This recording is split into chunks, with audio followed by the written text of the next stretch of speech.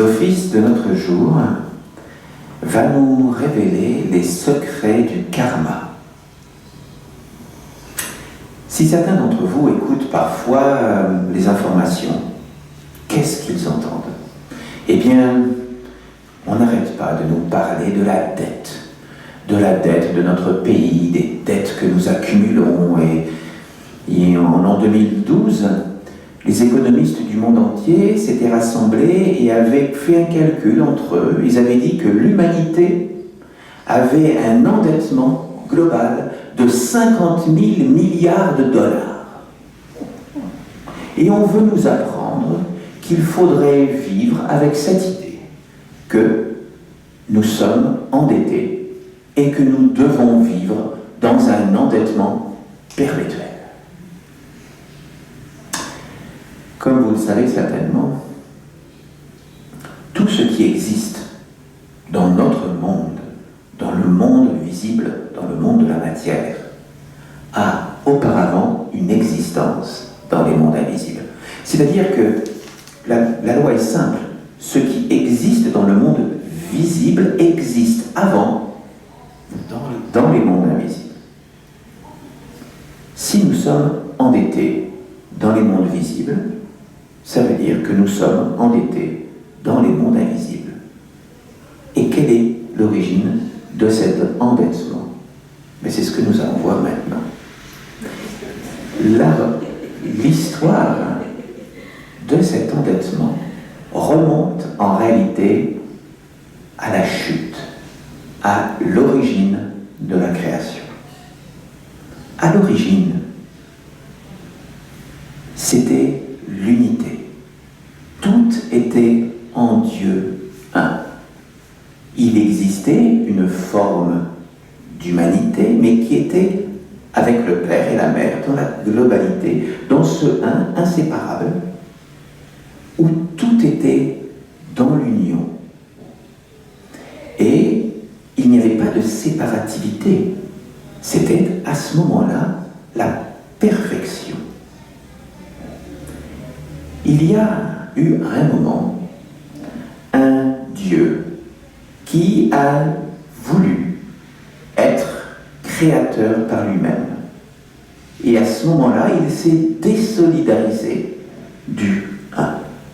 Et il a provoqué par lui la chute et la création de l'univers. C'est ce que les scientifiques aujourd'hui appellent le Big Bang. Parce que, avant le Big Bang, tout était dans le un divin. Le Big Bang a eu lieu, la matière progressivement est apparue parce que par la chute de cet être, de ce Dieu qui a chuté, il a entraîné avec lui d'autres êtres, quelques archanges, quelques anges, et ils se sont projetés vers la matérialité. Et progressivement, c'est la matière que nous connaissons qui est apparue. Cette densification jusqu'aux minéraux que nous connaissons. Mais par cette chute, il y a eu donc la création du monde, de l'univers que nous connaissons, cet univers à 3 dimensions, mais l'univers du visible, mais en même temps s'est créé un univers invisible que l'on appelle les mondes intermédiaires, mondes spirituels aussi, et qui sont différents des mondes divins, parce que les mondes divins, c'est la perfection. Seuls les êtres parfaits peuvent retourner dans les mondes divins. Pour avoir l'accès au monde divin, il faut une perfection. Et donc, il y a les mondes divins. En dessous des mondes divins, il y a les mondes invisibles qui sont les mondes intermédiaires. Et en dessous, les mondes de la matière que nous connaissons, notre univers physique et matériel. Ce Dieu qui a chuté, dans la tradition essénienne, nous l'appelons l'usurpateur. Parce qu'il nous a fait... Il est le Dieu, je vais dire entre guillemets, un petit Dieu évidemment, hein, le Dieu vers lequel beaucoup d'êtres humains se tournent, parce que lorsque l'on est dans un monde de consommation, par exemple, hein, où nous voulons consommer, profiter de la vie, qu'est-ce que nous alimentons? Nous alimentons quelque part ce Dieu usurpateur qui est là et qui nous a fait croire que la vie normale, ce n'est qu'une vie de consommation et qu'une vie de la matière, hein, où nous profitons de notre matière, de notre corps. Ce qui est important de comprendre, c'est que dans ces mondes intermédiaires, et je vais m'attarder quelques instants là-dessus, il y a effectivement des êtres invisibles, il y a ce Dieu usurpateur, mais il y a des archanges qui ont chuté, des anges qui ont chuté, mais il y a également toute une hiérarchie. Il y a un petit problème, toute une hiérarchie que l'on appelle les esprits, les génies et les égrégores. Et nous allons prendre quelques temps également pour bien comprendre ce que sont les esprits, les génies, les égrégores, parce que, vous savez, dans notre vie de tous les jours, nous sommes dans notre corps de matière, mais nous sommes en même temps entourés des mondes invisibles et pénétrés par eux. Et bien souvent, nous sommes sous l'influence de ces mondes invisibles. Et cette influence fait que nous croyons vivre dans notre corps matériel, mais ce n'est pas que cela. Nous sommes influencés par ces mondes invisibles. Donc il est important de les connaître. Et pour ça, je vais prendre un exemple concret. Lorsqu'une personne, par exemple, va tout à coup avoir envie de manifester de la colère, c'est souvent l'exemple que je prends, hein, la colère, eh bien, il va attirer par affinité un esprit qui est dans l'invisible, qui est l'esprit de la colère. Et à ce moment-là, il va se faire habiter par l'esprit de la colère pour pouvoir manifester sa colère. Mais outre le fait qu'elle attire à elle cet esprit, elle va attirer en plus un autre être qui est dans l'invisible, qu'on appelle le génie de la colère. Et lui, il est bien différent. Parce que le génie de la colère, lui, va lui montrer dans l'invisible des images oniriques de la colère. Ce qui fait que bien souvent, ça va pouvoir nourrir sa colère. Et ce qui est le plus grave, c'est que ce génie de la colère va faire des écritures dans les corps subtils de cette personne-là. Il va écrire comme quoi cette personne-là, c'est un bon candidat, quelqu'un que le nourrit bien. Donc, voilà. Et ce génie va régulièrement revenir visiter cet être pour lui dire « Tu voudrais pas là prendre un petit coup de colère là ?» Et donc c'est comme ça que, par nos actions parfois bien souvent inconscientes, nous pouvons nourrir des êtres qui sont dans l'invisible, l'esprit de la colère, le génie de la colère, et au-delà, l'égrégore de la colère. L'égrégore qui est un ensemble d'énergies qui sont... C'est un être collectif, l'égrégore, et nous nourrissons, par exemple, l'égrégore de la colère. Et comme ça, nous sommes reliés à lui. Et bien souvent, après, nous considérons que vivre avec la colère, c'est quelque chose de naturel. Heureusement, ce que je vous dis, c'est aussi vrai avec les êtres lumineux, avec les vertus lumineuses. Si, par exemple, moi, je veux travailler sur la joie, et nous le faisions tout à l'heure dans notre chant, eh bien, nous appelons, quand nous chantons la joie, l'esprit de la joie, le génie de la joie qui va graver, qui va écrire dans nos corps subtils que nous l'avons appelé, et que comme ça, plus facilement, il pourra revenir vers nous, et nous nous relions à l'égrégore de la joie. Donc, ce que nous faisons ensemble, nous sommes en lien avec ces mondes invisibles. Pour vous raconter une petite anecdote personnelle, si vous permettez, il y a 2 semaines de cela, j'étais chez moi, je regardais un documentaire sur Internet. Bon, un petit documentaire tranquille, parce que moi, tout ce qui est violence, tout ça, j'ai vraiment pas l'habitude, je n'aime pas du tout. Et sans que j'y sois préparé, tout à coup, il y a quelqu'un qui a tenu des propos, mais véritablement violents, qui m'ont arrêté, parce que je me doutais qu'il allait y avoir un petit passage là qui ne m'intéressait pas du tout. Et j'ai déplacé le curseur de la vidéo pour regarder un peu plus loin, parce que vraiment, ce qui était dit là, je me sentais pas bien. Je sentais qu'il y avait quelque chose, ce qui m'avait touché, qui m'avait habité, que moi, vraiment, je me sentais pas du tout en affinité avec cela. Donc, je passe mon chemin, je vais voir un peu plus loin. Et le soir même, j'avais comme l'habitude de faire un travail essénien, et je me sentais pas bien. Je sentais qu'il y avait quelque chose en moi qui me ramenait les images. Je voyais, pourtant, ce n'étaient pas des images violentes, c'était quelqu'un qui parlait uniquement de choses violentes, mais je voyais, ça m'avait habité, il y avait ce génie qui venait, qui me remontrait ces images. Je me sentais pas bien. Je me disais, non, je ne peux pas faire ce travail essénien, sinon ça va être pollué. Je me sentais habité par cela. La nuit passe. Et le lendemain matin, comme j'ai l'habitude, je vais faire ma méditation. Et je me dis, bon, là, je sentais, c'était moins fort, mais c'était pas encore clair. Il y avait encore ces êtres qui venaient me titiller. Attends, tu voudrais pas me nourrir un petit peu? Bon, je me suis mis dans ma méditation et je me dis, bon, c'est comme ça. Je vais appeler l'être de la beauté.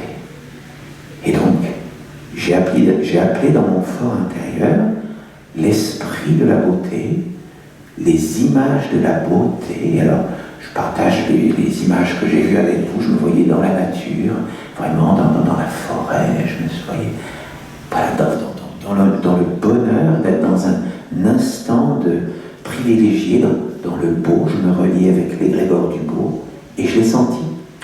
Tout d'un coup, paf, tout s'est libéré et je me sentais, voilà. Et les êtres qui voulaient essayer de m'habiter sont partis parce que voilà, ça leur plaisait pas ce que je faisais. C'est vraiment, voilà, je partage cet exemple avec vous. D'où l'importance donc de comprendre ce qui se passe dans les mondes invisibles pour ne pas se laisser manipuler par ces mondes invisibles. Pour reprendre un petit peu la suite de ce que je vous ai expliqué dans l'histoire de la chute, il faut savoir qu'il y a plusieurs milliers d'années, la tradition nous rapporte qu'il y a certaines civilisations qui ont existé sur la Terre et qui sont aujourd'hui disparues, et donc nous avons très peu de traces. Je pense à la civilisation de la Lémurie, de la civilisation du continent de Mu, qui se trouvait dans le Pacifique, l'Atlantide également, dont nous avons plus ou moins entendu parler, de l'Atlantide. Certains situent l'Atlantide en Atlantique, d'autres la situent en Méditerranée. Bon. Et encore plus près de nous, il y avait la grandiose civilisation égyptienne. Et ce qu'il faut savoir, c'est que la civilisation égyptienne fut la dernière grande civilisation qui était en lien constant avec les mondes divins. Ils avaient une alliance puissante avec les mondes divins et non pas avec les mondes intermédiaires. Vous avez bien compris, les mondes divins, les mondes intermédiaires qui sont souvent en interaction avec nous, et après le monde que nous connaissons, le monde de la matière ici. Et ce qu'il faut savoir, c'est que dans ces différentes civilisations qui ont chuté, eh bien, il y a des êtres donc qui étaient en lien, donc comme je vous dis, avec les mondes divins et qui ont eu accès à de grands secrets. Et ces êtres-là, il y a parfois eu certains êtres qui, à un moment, se sont fait attraper par la soif de pouvoir et la soif de domination.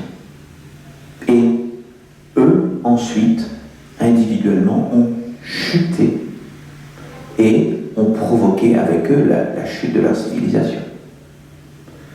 Ces êtres qui avaient de grandes connaissances et des pouvoirs importants se sont dit, voilà, si nous ne pouvons plus maintenant, du fait que nous sommes là dans la chute, du fait que nous ne pouvons plus retourner, que nous n'avons plus accès au monde divin, parce que évidemment les mondes divins savent très bien se protéger des intrus, eh bien ils se sont dit, nous voulons être des dieux sur la terre et nous voulons dominer les hommes, l'humanité. Comment faire? C'est très simple.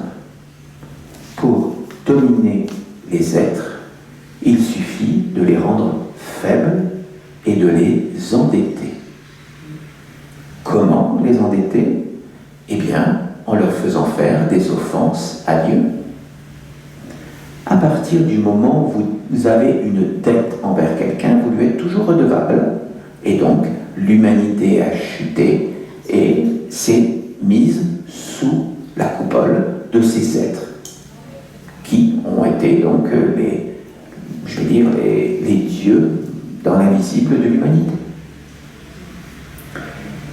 Et donc, comment faire l'offense à Dieu? Eh bien, c'est en faisant croire aux êtres humains que la seule réalité, c'est leur corps, qu'ils sont les rois de la création, et que s'ils sont les rois de la création, eh bien, ils peuvent asservir les minéraux, les végétaux et les animaux, et en faire ce qu'ils veulent. Voilà l'offense à Dieu. Si nous nous croyons supérieurs aux autres êtres, nous offensons l'ensemble de la création, parce que nous faisons partie d'elle, mais nous ne sommes à aucun point supérieurs à elle. Nous sommes un maillon de la création. Nous sommes effectivement au sommet d'une évolution du monde visible. Nous avons les minéraux, les végétaux, les animaux et les hommes, mais les hommes ont une responsabilité sacrée d'être le lien et l'alliance avec les mondes invisibles divins. Ce qui nous intéresse, c'est les mondes invisibles divins, pas les mondes invisibles intermédiaires que j'évoquais tout à l'heure. Et donc, lorsque nous sommes nés individuellement, il faut savoir qu'à notre naissance, il y avait des mondes invisibles autour de nous.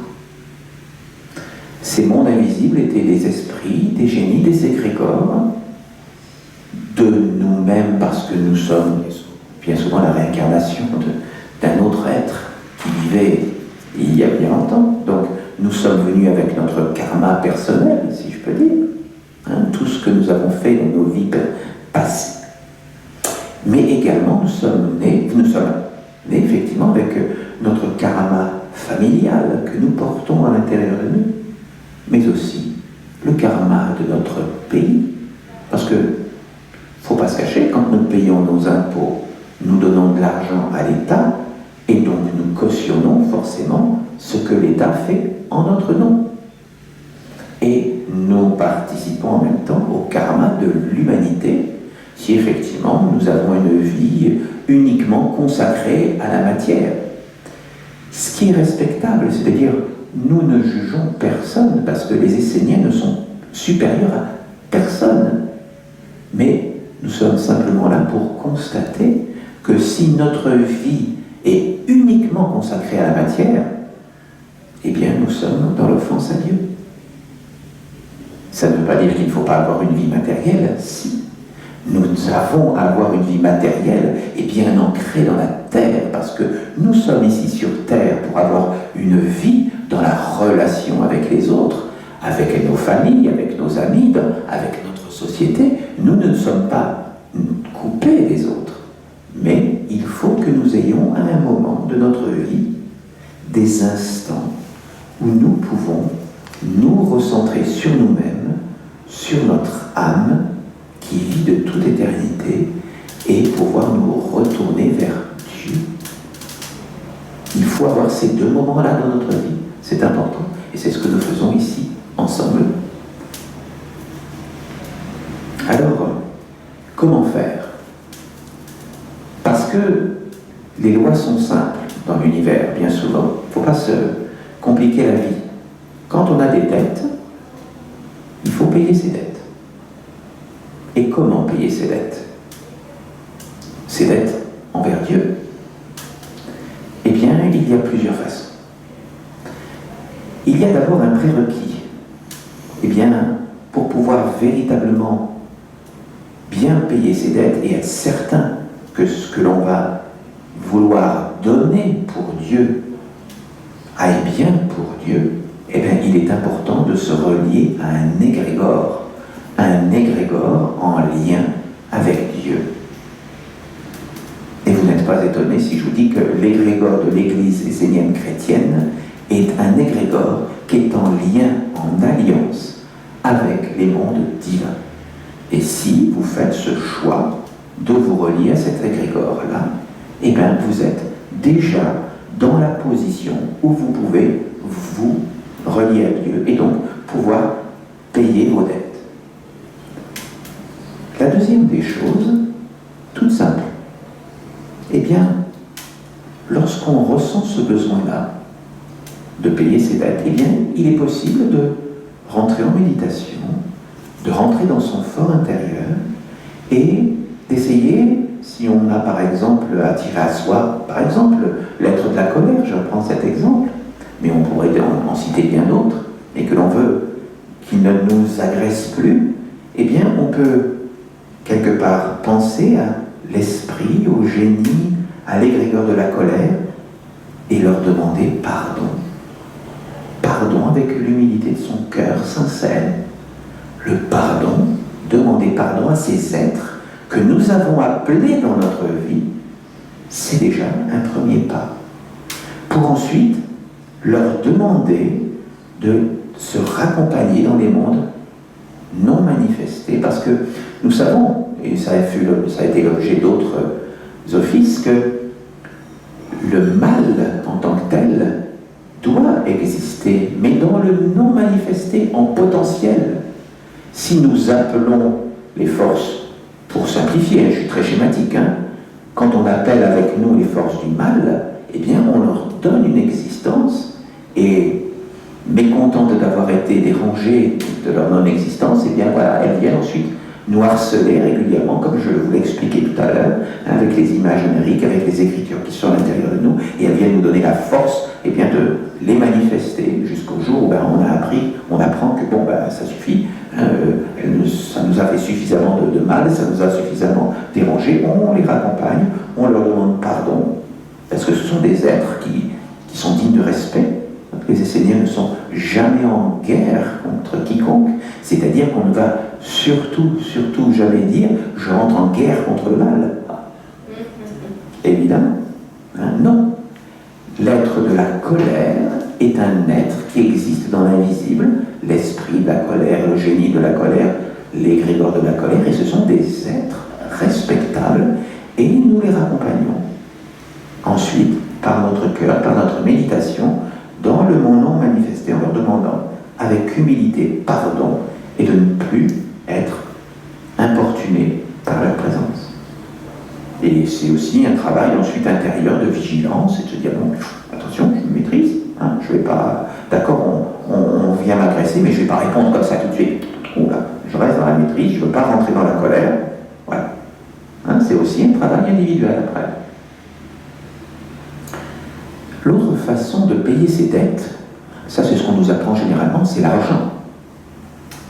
Et effectivement, l'argent est un moyen de payer ses dettes. Alors, comment sur le plan subtil, on peut payer avec notre argent physique? Je vous explique le lien. En réalité, l'argent c'est quoi? C'est le fruit de notre travail. Notre travail, il est fait par notre vie, c'est-à-dire que nous consacrons une part de notre vie pour notre travail. Vous voyez le lien? Et notre vie, c'est quoi? C'est notre sang sur le plan symbolique. Et lorsque nous payons par notre sang, c'est-à-dire par notre argent, eh bien nous payons nos dettes dans les mondes subtils. Donc, de faire une offrande, par exemple à notre Église, eh bien c'est une façon de payer ses dettes. Et là, on sait que ça va servir à la manifestation de l'Église et de la manifestation en lien avec l'alliance avec les mondes divins. L'autre façon, c'est aussi de donner un peu de son temps pour l'Église. C'est pas forcément donner de l'argent, ça peut être donner de sa vie, c'est-à-dire de son temps. Lorsque j'ai des personnes charmantes qui ont préparé un hôtel ici avec des végétaux, avec des minéraux, avec des petits coquillages, etc. Ces personnes-là donnent de leur temps pour préparer cela. Auparavant, elles y ont pensé, elles ont donné du temps à se dire « je vais préparer quelque chose pour notre Église ». Et c'est une offrande. Mais moi qui me touche énormément. Hein? Donc, qu'elle soit remerciée. Voyez, ce sont des petites attentions qui font que nous faisons une offrande pour notre Église, et c'est aussi une façon de payer ses dettes envers les mondes divins. Il y a ensuite d'autres façons de payer ses dettes. C'est de participer à des rituels particuliers qu'on appelle les rituels d'expiation, qui sont dans la tradition essénienne, et aussi un autre rituel qui est le rituel du pardon des offenses.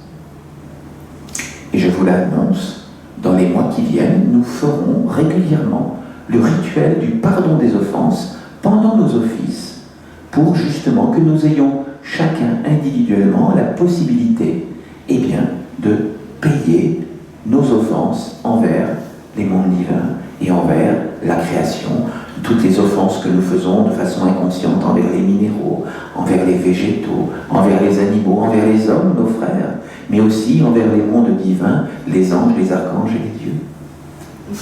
Nous ferons ces rituels tous ensemble, si vous le voulez. Donc, ce sera aussi une façon que vous pourrez, eh bien, de travailler sur vous et de payer